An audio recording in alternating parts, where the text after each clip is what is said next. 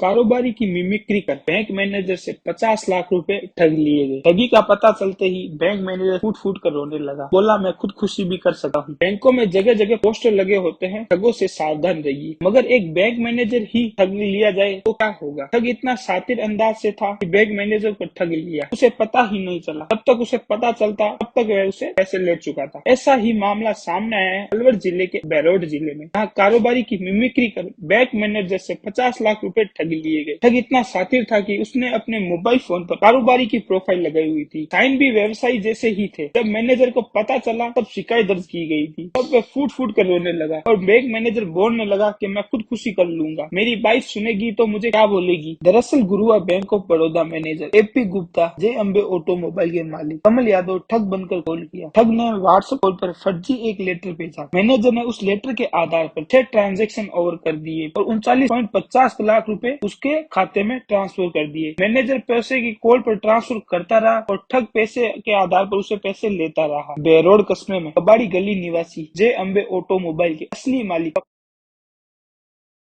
6:30 बजे आरटीडीसी के चार्ट करने के मैसेज आए। उन्होंने बैंक मैनेजर को कॉल लगाया। उन्होंने कॉल रिसीव नहीं किया। वे घबराए हुए कारोबारी दूसरे डिप्टी मैनेजर को तरुण कुमार को कॉल लगाया। वही तीसरी स्टाफ कॉल के एक अन्य सदस्य को कॉल लगाकर जानकारी दी। कुछ देर बाद उसने मैनेजर से बात की। मैनेजर ने कहा है कि आपके कहने पर भी हमने आरसीडीसी कर दिया। कमल ने कहा है कि मैंने ऐसा कोई कॉल व मैसेज नहीं किया। तब पता चला कि ठग में बैंक मैनेजर में करीब 6 बार लगातार अलग अलग बैंकों से पैसे ट्रांसफर करा दिए तो खाते में अलग अलग प्रकार के ट्रांसफर करवाए गए थे। कमल यादव ने बैंक मैनेजर को जब जोर देकर कहा कि उसने किसी भी प्रकार का कॉल नहीं किया तो बैंक मैनेजर घबरा गया और वह फोन पर ही रोने लगा। उधर शादी में शामिल हुए कारोबारी सीधे बैंक पहुंच गया। बैंक मैनेजर एपी गुप्ता ने सभी छुट्टी वाले अफसरों को वापस बुलाया और बैंकों से संपर्क करवाया जिनके खातों में ये पैसे ट्रांसफर किए गए। मामला पूरा खुला तो शुक्रवार सुबह 10 बजे साइबर क्राइम एक्सपोर्ट की करीब 10 लाख रुपए को होल्ड करवा दिया जिन्हें ठग निकाल नहीं पाए। 50 लाख का बड़ा अमाउंट ट्रांसफर होने के बाद मैनेजर ने रोते रोते खुदकुशी की बात कही। स्टाफ ने उन्हें संभाला। एसपी गुप्ता ने कहा है कि 33 साल की नौकरी में उन्होंने कभी रिश्वत नहीं ली। पहली बार ठगा गया हूँ, मेरी वाइफ सुनेगी तो पता नहीं क्या करेगी। पुलिस ने उन्हें पहुंचकर बैंक मैनेजर से रोते रोते सारी जानकारी ली। वहीं डीएसपी आनंद राव ने गुप्ता के मामले की जानकारी लेते हुए आगे कार्रवाई। बैंक मैनेजर ने मोबाइल के व्हाट्सएप नंबर 3:30 बजे एक लेटर भेजा। ठग ने जिस नंबर पर व्हाट्सएप किया था उस पर जे अम्बे होल्डर के मालिक कमल यादव की फोटो लगी। मैनेजर की आवाज से हूबहू कॉपी थी, इसलिए मैनेजर ने उसकी आवाज पर कॉपी के